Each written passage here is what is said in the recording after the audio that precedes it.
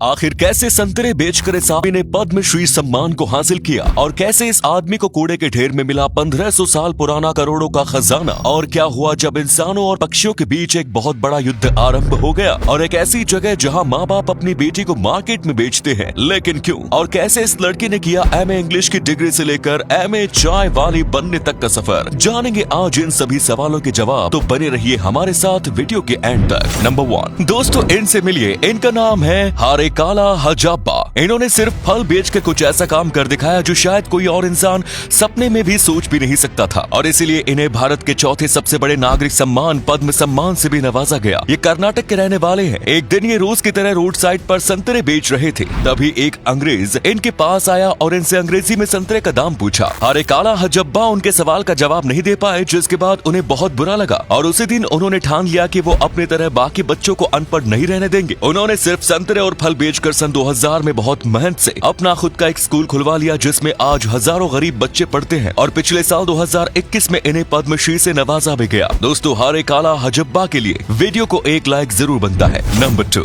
Denmark में हुई एक बहुत गजब घटना। ट्रेजर हंटर सियाज को मिला कूड़े के ढेर में 1500 साल पुराना खजाना। असल में सियाज नाम की ये ट्रेजर हंटर डेनमार्क में गैलिंग सिटी में स्थित फार्म हाउस में अपने दोस्त से मिलने गया था। तब उसने देखा कि फार्म हाउस के अंदर उसका मेटल डिटेक्टर डिवाइस अचानक मूवमेंट करने लगा, और इसलिए उन्होंने उस फार्म हाउस की जमीन में खोजना स्टार्ट कर दिया। खोज में उन्हें जमीन के अंदर कूड़े का ढेर मिला, लेकिन जब उन्होंने उस कूड़े के ढेर को ध्यान से देखा तो पता चला कि वो कोई कूड़े का ढेर नहीं बल्कि 1500 साल पुराना खजाना था। ट्रेजर हंटर सियाज का कहना है कि उन्हें ये खजाना सिर्फ लक से मिला है और वो फार्म हाउस सिर्फ अपने दोस्त से मिलने गए थे, न कि खजाना ढूंढने।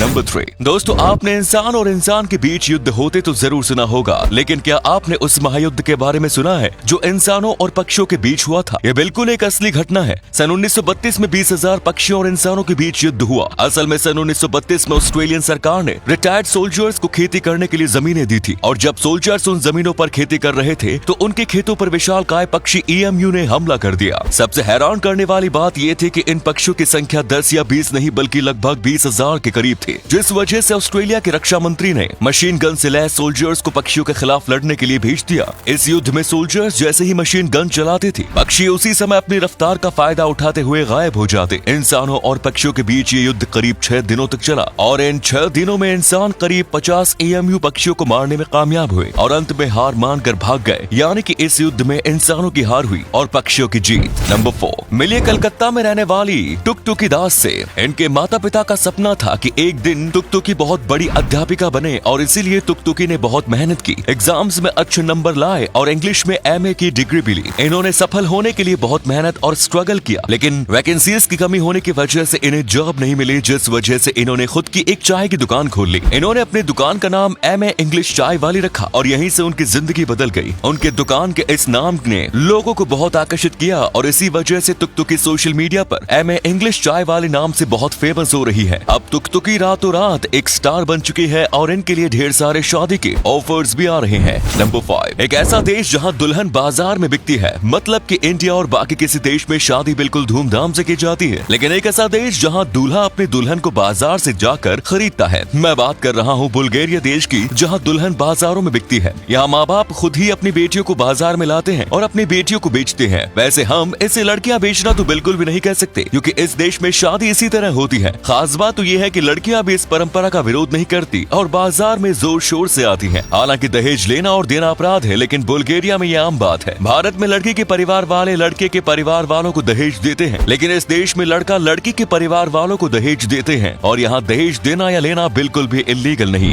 नंबर 6, धरती की एक ऐसी जगह जहाँ पहुँचते ही कई समुद्री जहाज और हवाई जहाज रहस्यमय तरीके से गायब हो चुके हैं। शायद आप लोगों ने गैस कर लिया होगा, मैं बात कर रहा हूँ बरमूडा ट्रायंगल की, जहाँ पहुँचते ही बड़े से बड़ा समुद्री जहाज और हवाई जहाज रहस्यमय तरीके से गायब हो जाते हैं, और इस ट्रायंगल के पास पहुँचते ही न तो कोई जहाज मिलता है न उसमें बैठे यात्री। बरमूडा ट्रायंगल दुनिया के उन जगहों में से एक है जहां कंपास काम करना बंद कर देते हैं। आज तक कोई भी वैज्ञानिक या शोधकर्ता बरमूडा ट्रायंगल का रहस्य नहीं सुलझा पाया, जिस वजह से ये अभी भी दुनिया की मोस्ट मिस्टीरियस जगहों में से एक है। नंबर 7, ओयो का लोगो आपने कभी न कभी देखा होगा, लेकिन आखिर ओयो के इस लोगो के पीछे का राज क्या है? ओयो का लोगो किस आदमी से प्रेरित होकर बना था? एक बार ओयो के फाउंडर रितेश अग्रवाल ने एक इंटरव्यूज में ये कहा था कि उन्होंने ओयो का ये लोगो जगन्नाथ स्वामी की छवि से प्रेरित होकर बनाया था, और अगर आप इस लोगों को ध्यान से देखेंगे तो आपको साफ साफ सब कुछ दिखाई देगा। तो दोस्तों वीडियो अगर पसंद आई हो तो वीडियो को लाइक करें, अपने दोस्तों में से शेयर करना ना भूलें। धन्यवाद।